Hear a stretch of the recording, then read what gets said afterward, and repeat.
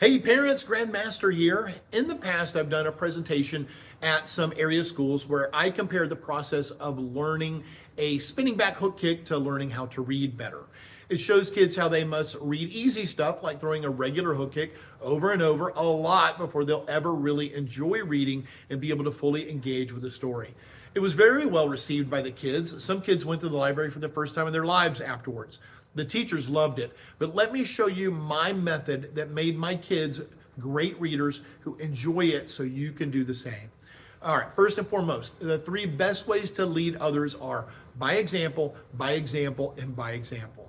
If your child sees you reading for pleasure, they are much, much more likely to do so themselves. Now, we can debate the value of real books over tablets or e-readers, but seriously, I love my Kindle since I can read it at the beach or in the dark. It's like my most prized possession. Yes, I read a lot. I try to read two books at a time. One is fiction and the other nonfiction. That way I don't mess them up. I own a business, so I never stop learning from the greats. As for fiction, I love the classics and I love fantasy novels. My favorite book is The Count of Monte Cristo by Alexander Dumas. There's never been a better tale of how sweet revenge can be than that particular book. Okay, so how did I become an avid reader? My parents both read a lot and set that example. Back then, a TV had 3 channels and none were very clear or had interesting things on them. So our house was filled with books and comic books. One summer, my dad enrolled me as a kid into a college-level speed reading course. He worked on the college campus. The teacher, Mrs. Meta Sprankle, happened to be one of his teachers when he was a child. They had these little film viewers that moved slides of sentences past the viewer at a set pace. You set the pace, read the story, and then took a comprehension exam.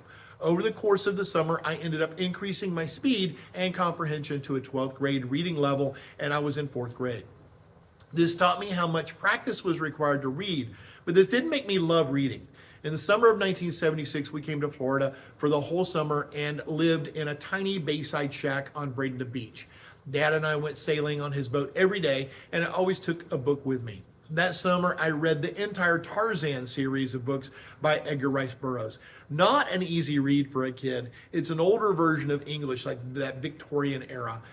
That school year, I had a really great English teacher who was really into The Hobbit. She tricked us into reading it, and this is the tactic that I used on my kids as well.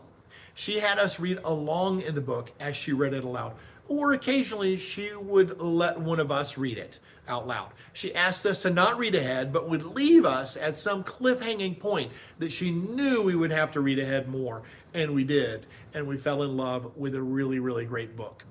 Now, this is a great tactic, but it needs to be a book your kid will get deeply engaged in and not want to stop. I personally picked the Harry Potter books for my kids, and every night we would read a little together. We each had our own copy, and so they would read along with me.